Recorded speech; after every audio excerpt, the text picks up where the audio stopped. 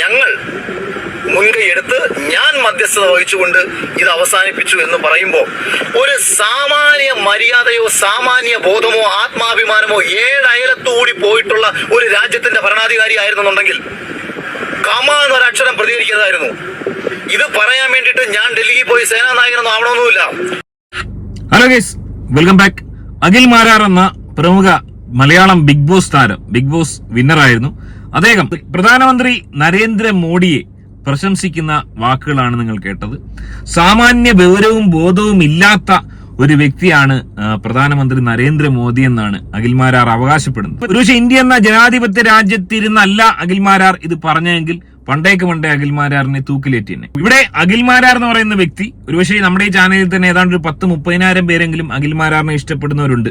Big ബോസുമായി ബന്ധപ്പെട്ട video ചെയ്യുന്ന സമയത്ത് അഖിൽ മാരാറിനെ ഇഷ്ടപ്പെട്ട ആൾക്കാരുണ്ട്. ഇപ്പോഴും അഖിൽ മാരാറിനെ വലിയൊരു വിഭാഗം ആളുകൾ ഇഷ്ടപ്പെടുന്നുണ്ട്. എന്നാൽ ഇന്ന് അഖിൽ മാരാർ കാണിച്ചത് ശുദ്ധ തന്തയില്ലായ്മ തന്നെയാണ്. തർക്കമില്ലാത്ത കാര്യമാണ്, പറയാതിരിക്കാൻ നിവൃത്തിയില്ല. ഇതാര് കാണിച്ചാലും തന്തയില്ലായ്മ എന്ന് തന്നെ പറയാൻ നിവൃത്തിയുള്ളൂ. ഇവിടെ അഖിൽ മാരാർ മോദിയെ മാത്രമല്ല ഇന്ത്യൻ മിലിറ്ററി അടക്കം അവഹേളിച്ചിരിക്കുകയാണ്. ഇതുമായി ബന്ധപ്പെട്ട് ഇതിനോടകം തന്നെ പരാതി ഉയർന്നിരിക്കുന്നു. അഖിൽ മാരാറിനെ ചോദ്യം ചെയ്യാനോ അല്ലെങ്കിൽ കസ്റ്റഡിയിൽ എടുക്കാനോ ഉള്ള സാധ്യത ഉണ്ടെന്നാണ് മനസ്സിലാക്കാൻ സാധിക്കുന്നത്. പ്രധാനമന്ത്രിയെ വിമർശിക്കുകയും തെറ്റ് ചൂണ്ടിക്കാണിക്കുകയും ഒക്കെ ചെയ്യാം. പക്ഷേ ഈ ഒരു അവസരത്തിൽ ഓപ്പറേഷൻ സിന്ദൂർ നടത്തി വിജയിച്ചു നിൽക്കുന്ന ലോകമെമ്പാടുമുള്ള ആളുകൾ ഇന്ത്യയുടെ ശക്തി മനസ്സിലാക്കിയ അതിന് കാരണക്കാരൻ പ്രധാനമന്ത്രി നരേന്ദ്രമോദിയാണെന്നിരിക്കെ ഏതൊരു പാർട്ടി ആയിക്കോട്ടെ, ഞാൻ BJP അല്ല, എന്നാൽ പോലും ഇത്തരം അവസരങ്ങളിൽ നമ്മൾ പാർട്ടി നോക്കാൻ പാടില്ല. ഇവിടെ ലക്ഷോപലക്ഷം വരുന്ന ഇന്ത്യയിലെ ഹിന്ദു, മുസ്ലിം, ക്രിസ്ത്യാനികൾ ഈ ഒരു വിഷയത്തിൽ ഒറ്റക്കെട്ടായിട്ട് നിന്നു രാജ്യത്തിന് വേണ്ടി. ആ ഒരു അവസരത്തിൽ അഖിൽ മാരാർ കാണിക്കുന്ന ഈ തോന്നിയവാസം, അതിന്റെ വലിപ്പം ഞാൻ നിങ്ങൾക്ക് വളരെ വ്യക്തമാക്കി തരാം. പോലീസ് എന്ന് സ്വയം നടിക്കുന്ന ഒരു രാജ്യമാണ് അമേരിക്ക. ആ അമേരിക്കയുടെ ഒരു ഫൈറ്റർ ജെറ്റ് വിമാനം ഇന്ത്യ അടിച്ചിട്ടു. അമേരിക്ക മുൻകാലങ്ങളിൽ പിന്തുണ കൊടുത്തിട്ടുള്ള പാകിസ്ഥാൻ എന്ന് പറയുന്ന രാജ്യം ഇന്ത്യ എന്ന് പറയുന്ന രാജ്യവും തമ്മിൽ ഉണ്ടായിക്കൊണ്ടിരിക്കുന്ന സംഘർഷത്തെ മുതലെടുത്തുകൊണ്ട് ആയുധ വ്യാപാരം നടത്തി ലോകരാജ്യങ്ങൾക്കിടയിൽ ഞങ്ങൾ എന്തോ കേമന്മാരാണെന്ന് കാണിക്കുന്ന ഈ അമേരിക്ക നോക്കിക്കൊണ്ടിരിക്കുമ്പോൾ പാകിസ്ഥാനെ സംബന്ധിച്ച് ഇന്ത്യയെ ഒരു ചുക്കും ചെയ്യാൻ കഴിഞ്ഞില്ല എന്ന് മാത്രമല്ല, ഈ രീതിയിൽ ഇന്ത്യ അടിച്ചാൽ ഒരാഴ്ച കൊണ്ട് പാകിസ്ഥാൻ ഇല്ലാതാകുമെന്ന് തിരിച്ചറിഞ്ഞ അമേരിക്ക കൃത്യമായിട്ട് നടത്തിയ ഒരു ഇടപെടൽ എന്ന് പറയുന്നത് അവന് വേണ്ടിയിട്ടുള്ള ഒരു ഇടപെടലായിരുന്നു. അമേരിക്കയുടെ സെക്രട്ടറി നമ്മുടെ പാകിസ്ഥാന്റെ നായകനോട് സംസാരിക്കുകയും ഇന്ത്യയുടെ വിദേശകാര്യ സെക്രട്ടറി മന്ത്രിയോട് സംസാരിക്കുകയും ചെയ്തതിന്റെ വിഷ്വൽസ് ഇന്നലെ ഉച്ചയ്ക്ക് ശേഷം പുറത്തു വരികയും ചെയ്തതിന് ശേഷം അമേരിക്കൻ പ്രസിഡന്റ് ആദ്യമായി ലോകത്തോട് പറയുന്നു. ഇവിടെ അഖിൽ മാരാറിനെ ഏറ്റവും ചൊടിപ്പിച്ചത് അമേരിക്ക ഈ ഒരു വിഷയത്തിൽ ഇടപെട്ട്, ട്രംപ് ഈ ഒരു വിഷയത്തിൽ ഇടപെട്ട് തന്റെ സ്ഥാപിത താല്പര്യങ്ങൾക്ക് വേണ്ടി പ്രവർത്തിച്ചു എന്നാണ് അഖിൽ മാരാർ പറയുന്നത്. ആ അഖിൽ മാരാർ തന്നെ പിന്നീട് അങ്ങോട്ട് പറയുന്ന അപരായത്തരങ്ങൾ അല്ലെങ്കിൽ മണ്ടത്തരങ്ങൾ കേട്ട് കഴിഞ്ഞാൽ ആരും അഖിൽ മാരാർ എന്ന് പറയുന്ന അവന്റെ ചെവിക്കൽ വിളക്ക് അടിച്ചിട്ട് കൊടുക്കും. ആ രീതിയിലുള്ള രാജ്യദ്രോഹപരമായ കാര്യങ്ങളാണ് അവൻ പറഞ്ഞുകൊണ്ടിരിക്കുന്നത്. നമ്മുടെ കൂടെ നടക്കുന്ന ഒരുത്തനെ മറ്റൊരുവൻ അടിച്ചാൽ ആ കൂടെ നിൽക്കുന്ന ഒരുവനെ സംരക്ഷിക്കാൻ ബോധമുള്ള ഒരു സാധാ പാർട്ടിയുടെ ലോക്കൽ സെക്രട്ടറിയോ ഒരു ബ്രാഞ്ച് സെക്രട്ടറിയോ അല്ലെങ്കിൽ ഒരു RSSന്റെ മുഖ്യശിഷ്യനായിരിക്കുന്നവന് ആത്മാഭിമാനം ഉണ്ടെന്നുണ്ടെങ്കിൽ അവന്റെ ഒപ്പം നടക്കുന്നവനെ അടിച്ചാൽ അവൻ പ്രതികരിച്ചിരിക്കും. അത് മറ്റൊരുത്തൻ ഇടപെട്ടാലും അവന്റെ ആത്മാഭിമാനത്തിന് വേണ്ടി അവൻ ഏതറ്റം വരെയും പോയി അത് സംരക്ഷിച്ചെന്നിരിക്കും. അവിടെയാണ് അമേരിക്ക പറയുകയാണ്, അമേരിക്കയുടെ പ്രസിഡന്റ് പറയുകയാണ്, ഈ ഇന്ത്യയും പാകിസ്ഥാനും തമ്മിലുള്ള വെടിനിർത്തൽ കരാർ ഞാൻ ഇടപെട്ട് അവസാനിപ്പിച്ചു എന്ന് അമേരിക്കൻ പ്രസിഡന്റ് പറഞ്ഞാൽ ഇനി അങ്ങനെ ഒരു കാര്യം പാകിസ്ഥാനിൽ നിന്ന് ഇങ്ങോട്ട് വിളിച്ചു പറഞ്ഞാലും അഭിമാനമുണ്ടെന്നുണ്ടെങ്കിൽ നമ്മൾ എന്താ പറയേണ്ടത്? ഞങ്ങൾ അങ്ങോട്ട് അടിക്കണമോ വേണ്ടയോ എന്ന് ഞങ്ങൾ തീരുമാനിക്കും. പാകിസ്ഥാൻ വേണമെങ്കിൽ നിർത്താം. പാകിസ്ഥാനാണല്ലോ നിരന്തരം ഇങ്ങോട്ട് അടിച്ചോണ്ടിരിക്കുന്നത്. നിങ്ങൾക്ക് വേണമെന്നുണ്ടെങ്കിൽ വെടിനിർത്തൽ അവസാനിപ്പിക്കാം, ഞങ്ങൾ നോക്കട്ടെ. നീയൊക്കെ അടിക്കുന്നുണ്ടോ ഇല്ലയോ എന്ന് ഞങ്ങൾ നോക്കും. ഇവിടെ ഈ വീഡിയോയിൽ ഉടനീളം അഖിൽ മാരാർ എന്ന് പറയുന്ന ഈ പരമചെറ്റ പറഞ്ഞു വെക്കുന്നത് ഇന്ത്യ ഈ യുദ്ധത്തിൽ വിജയിച്ചിട്ടില്ല, അതിന് കാരണക്കാര് നമ്മുടെ ഭരണാധികാരികളാണെന്നൊക്കെയുള്ള രീതിയിൽ വലിയ രീതിയിൽ ഇവൻ വാചാലനാവുന്നുണ്ട്. ഒരു കാര്യം മനസ്സിലാക്കണം, നമ്മൾ ഈ ബിഗ് ബോസിൽ പോയെന്നോ അല്ലെങ്കിൽ കേരളം പോലെയുള്ള ഒരു ഇട്ടാവട്ടത്ത് കിടന്ന് ഈ അധികപ്രസംഗം നടത്തിയെന്നോ വരുന്നത് എല്ലാത്തിനെ കുറിച്ച് അറിവിന്റെ ഒരു ഭണ്ഡാരമാണെന്ന് ആരും നടിക്കരുത്. ഇവിടെ അഖിൽ മാരാറിനെ പോലുള്ള ഒരു വ്യക്തി ഇന്ത്യൻ മിലിറ്ററിക്കും പ്രധാനമന്ത്രിക്കും ഈ ആളുകൾക്കും ഒക്കെ ക്ലാസ് എടുത്തു കൊടുക്കുകയാണ്. ഇദ്ദേഹം പറയുന്നത് ഇന്ത്യ വേണ്ട രീതിയിൽ കാര്യങ്ങൾ ചെയ്തില്ല, അതായത് പാകിസ്ഥാനെ പൂർണ്ണമായിട്ടും നിർവീര്യമാക്കിയില്ല, ഇല്ലാതാക്കിയില്ല എന്നാണ് ഇദ്ദേഹം പറയുന്നത്. ഇന്ത്യക്ക് അതിനുള്ള ശേഷിയുണ്ട്. എന്തുകൊണ്ട് ട്രംപ് പറഞ്ഞപ്പോൾ ഈ പറഞ്ഞ കണക്ക് യുദ്ധം നിർത്തിയെന്നാണ് ഇവൻ ചോദിക്കുന്നത്. ഇവന്റെ ആവശ്യം പാകിസ്ഥാനെ പൂർണ്ണമായും ഇല്ലാതാക്കണമായിരുന്നു. അതുമല്ലെങ്കിൽ POK എന്തുകൊണ്ട് പിടിച്ചടക്കാൻ സാധിച്ചില്ല? അതൊരു പോയിന്റ് തന്നെയാണ്. POK വേണമെങ്കിൽ പിടിച്ചടക്കാമായിരുന്നു. എന്നാൽ എന്തുകൊണ്ട് ഈ ഒരു അവസരത്തിൽ ഈ ഒരു തീരുമാനം, അതായത് ഇത്രയും ധീരനായ പ്രധാനമന്ത്രി നരേന്ദ്രമോദി എന്തുകൊണ്ട് ഈ ഒരു തീരുമാനം എടുത്ത്?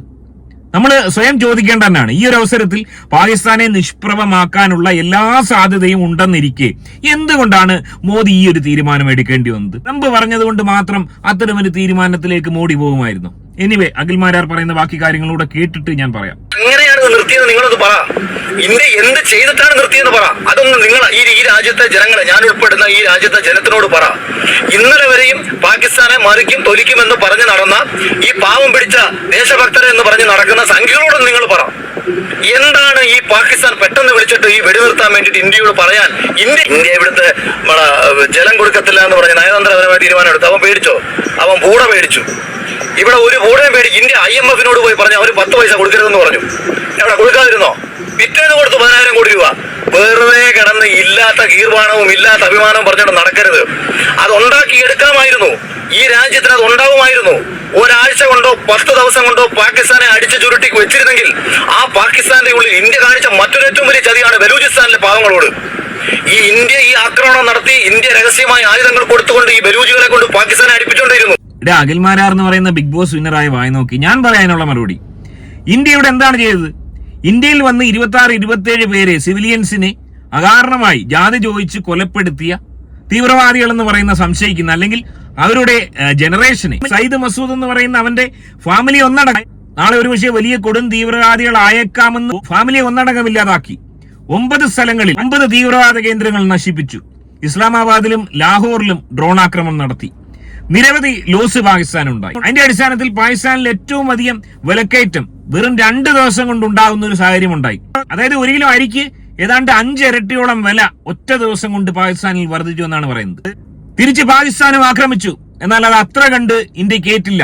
ഇന്ത്യക്ക് അത്രയും അധികം പ്രതിരോധ ശേഷിയുണ്ട്, പ്രതിരോധ ശക്തിയുണ്ട്. അതിന്റെ തെളിയിച്ചു. ആ ഒരു അവസരത്തിൽ അമേരിക്ക ഈ വിഷയത്തിൽ ഇടപെടുന്നു. ലോകത്ത് എവിടെ യുദ്ധം നടന്നാലും ഇതുപോലെ ഇടപെടാൻ മറ്റു രാജ്യങ്ങളുണ്ടാവും. 2 ലോക മഹായുദ്ധങ്ങൾ ഉണ്ടായിട്ട് ലോകത്ത് ആരും, ഒരു രാജ്യങ്ങളും ഒന്നും നേടിയിട്ടില്ല, നഷ്ടങ്ങൾ മാത്രമാണെന്ന തിരിച്ചറിവാണ് ഇനിയൊരു യുദ്ധം ഉണ്ടാവരുതെന്ന് എല്ലാവരെയും ചിന്തിപ്പിക്കുന്നത്. അതുകൊണ്ട് തന്നെ ഇത്തരം സന്ദർഭങ്ങളിൽ മറ്റു രാജ്യങ്ങൾ ഇടപെടും. സ്വാഭാവികമായും അമേരിക്ക ഈ വിഷയത്തിൽ ഇടപെട്ട് പാകിസ്ഥാനുമായി ആദ്യം ചർച്ച നടത്തുന്നു. വെടിനിർത്തലിന് തയ്യാറാണെന്ന് അവർ പറയുന്നു.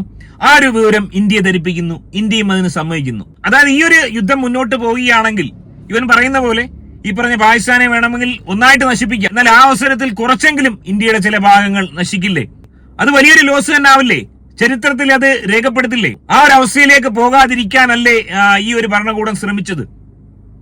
അങ്ങനെ വരികയാണെങ്കിൽ ഇന്ത്യയുടെ അവസ്ഥ എന്താവും? ഇപ്പൊ 40 രൂപയ്ക്ക് കിടക്കുന്ന അരി നാളെ 150 രൂപ 200 രൂപയാവും ചിലപ്പോ. വലിയൊരു യുദ്ധത്തിലേക്ക് ഇത് പോയായിരുന്നെങ്കിൽ ഇന്ത്യയിലെ സാധാരണക്കാരന് ജീവിക്കാൻ പറ്റാത്തൊരവസ്ഥയിലേക്ക് കാര്യങ്ങൾ പോകും. അഖിൽ മാരാർക്കോ ഈ പറഞ്ഞ റീൽസ് ഒളികൾക്കോ യൂട്യൂബിൽ നിന്ന് പൈസ കിട്ടുന്നവർക്ക് പോലും വിഷയമില്ല. ഇന്ത്യയുടെ സമ്പദ്ഘടന താറുമാറിലാവും. ഡോളറിന്റെ വില ഒരുപാട് മുകളിലോട്ട് പോകും. ഇന്ത്യയിലെ ഓരോ സാധാരണക്കാരനെയും അത് ബാധിക്കും. ആ ഒരു തിരിച്ചറിവിന്റെ അടിസ്ഥാനത്തിലാണ് ഈ ഒരു യുദ്ധം അവസാനിപ്പിക്കാൻ ഇന്ത്യയെ പ്രേരിപ്പിച്ചത്. നേരെ മറിച്ച് അഖിൽ മാരാർ പറയുന്ന കണക്ക് അമേരിക്കയ്ക്ക് നേട്ടം ഉണ്ടാക്കാനാണ് അവർ ചിന്തിച്ചതെങ്കിൽ യുദ്ധം ഉണ്ടാവട്ടെ എന്ന് അവര് വിചാരിച്ചേനെ. യുദ്ധം ഉണ്ടായിക്കഴിഞ്ഞാൽ ഇന്ത്യയുടെ സമ്പദ്ഘടന പൂർണ്ണമായും താറുമാറിലാവും. ഇപ്പൊ 84 കിടക്കുന്ന ഡോളറിന്റെ മൂല്യം ഏതാണ്ട് 180 പോകും. അതെങ്കിലും ഒന്ന് മനസ്സിലാക്കണോ മണ്ട. ഏതൊരു ഭരണാധികാരിയും അയാളുടെ കാലശേഷം ഈ ലോകം ഓർമ്മിക്കപ്പെടുന്നത് അയാളുടെ പോരാട്ട വീര്യം കൊണ്ടാണ്, അയാളുടെ നിലപാടുകൾ കൊണ്ടാണ്.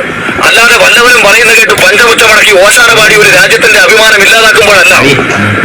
ഇവിടെ 10 ദിവസം യുദ്ധം ചെയ്ത ഇന്ത്യയുടെ വാർഷിക ബഡ്ജറ്റ്, ഡിഫൻസിന്റെ വാർഷിക ബഡ്ജറ്റ് എന്ന് പറയുന്നത് 6.8 ലക്ഷം, ഏറ്റവും കൂടി ഉയർത്തിയ തുകയാണ്. നേരത്തെ 6.2 ഇപ്പൊ 6.8 ലക്ഷം കോടി രൂപയാണ്. 10 ദിവസം യുദ്ധം ചെയ്താലും 1 മാസം യുദ്ധം ചെയ്താലും ഒന്നും ഇന്ത്യ പോലൊരു രാജ്യം ഒരു കാരണവശാലും തകരത്തില്ല. ഇന്ത്യയിൽ പറയത്തക്ക യാതൊരു പ്രശ്നങ്ങളും 1 മാസം കൊണ്ടുണ്ടാവത്തില്ല. പക്ഷെ ഇതുപോലുള്ള പരമനാറികളുടെ വാക്ക് കേട്ടിട്ട് ഒരു രാജ്യങ്ങളും യുദ്ധത്തിന് പോകാൻ പാടില്ല. യുദ്ധം കൊണ്ടൊന്നും നേടില്ല. പക്ഷേ ചില കാര്യങ്ങൾ അനിവാര്യമാണ്. ഇന്ത്യയിൽ വന്ന് അകാരണമായ ഒരു ആക്രമണം നടത്തിയപ്പോൾ ആ ആക്രമണം നടത്തിയ ഭീകരരെ ഉന്മൂലനം ചെയ്യണമായിരുന്നു. അത് നിർബന്ധമായിരുന്നു. അത് വേണ്ട എന്ന് പറഞ്ഞ റിയാസ് സലീമിനെയും അതുപോലെയുള്ള അപരാധി മക്കളെയും വെറുക്കുന്ന പോലെ തന്നെ ഇത്തരം ആളുകളെയും വെറുക്കുന്നു. ഇന്ത്യയിലെ 2 സിറ്റികൾ പോയാലും വേണ്ടില്ല പാകിസ്ഥാൻ നശിച്ചു കാണണം. അപരാധത്തരമാണ്, മണ്ടത്തരമാണ്. അതുകൊണ്ട് തന്നെ ഈ വിഷയത്തിൽ അഖിൽ മാരാർ എന്ന് പറയുന്ന ഈ ഒരു ഇൻഫ്ലുവൻസറായ വ്യക്തി പ്രചരിപ്പിച്ചുകൊണ്ടിരിക്കുന്ന ഈ തന്തയില്ലായ്മയ്ക്കെതിരെ നടപടിയെടുക്കണം, ശിക്ഷിക്കണം, തക്കതായ ശിക്ഷ മേടിച്ചു കൊടുക്കണം. ഈ അഖിൽ മാരാറിനെ പോലുള്ള ആളുകളെ, ഈ റിയാസ് സലീമിനെയൊക്കെ ഞാൻ നേരത്തെ പറഞ്ഞ പോലെ ഒരു 6 മാസം ഇന്ത്യൻ മിലിറ്ററി കൊണ്ടുപോയി ജോലി എടുപ്പിക്കണം. ഇന്ത്യൻ മിലിറ്ററി എന്താണെന്നും അതിന്റെ ബുദ്ധിമുട്ടും അവരവിടെ ചെയ്യുന്ന എന്താണെന്ന് ഈ അപരാധികൾ മനസ്സിലാക്കണം. ഇവിടെ മൊബൈൽ തുറന്നു വെച്ചുകൊണ്ടിരുന്ന് വാചകം അടിച്ച് ഘോരഘോരം പ്രസംഗിക്കുന്നതാണ് കാണോ ഇന്ത്യൻ മിലിറ്ററി അവിടെ ചെയ്തുകൊണ്ടിരിക്കുന്നതെന്ന് ഈ അപരാധി മക്കൾക്ക് മനസ്സിലാക്കി കൊടുക്കണം. എന്നാൽ മാത്രമേ അതിന്റെ ഒരു വലിപ്പം ഇവന്മാർക്ക് മനസ്സിലാകത്തുള്ളൂ. ഈ രീതിയിൽ പിന്നെ പ്രസംഗിക്കാൻ വരില്ല. സോ തീർച്ചയായും ഇത്തരം ആളുകളെ നമ്മൾ തിരിച്ചറിയണം, നടപടിയെടുക്കേണ്ടത് അത്യാവശ്യമാണ്. ഈ വിഷയത്തിൽ എന്തായാലും നിങ്ങളുടെ അഭിപ്രായം കമന്റായി രേഖപ്പെടുത്തുക. വിഭിന്നമായ അഭിപ്രായമുള്ളവരുണ്ടാകും. ഞാൻ ഈ വിഷയത്തിൽ മാത്രമാണ് അഖിൽ മാരാർക്കെതിരെ സംസാരിക്കുന്നത്. സോ ഈ വിഷയത്തിൽ നിങ്ങളുടെ അഭിപ്രായം എന്താണെന്നുള്ളതിന് കമന്റായി രേഖപ്പെടുത്തുക. മറ്റൊരു വീഡിയോ ആയിട്ട് കാണാം. ആദ്യമായി ചാനൽ കാണുന്നവരൊന്ന് സബ്സ്ക്രൈബ് ചെയ്തിട്ട് കാണുക. ബൈ.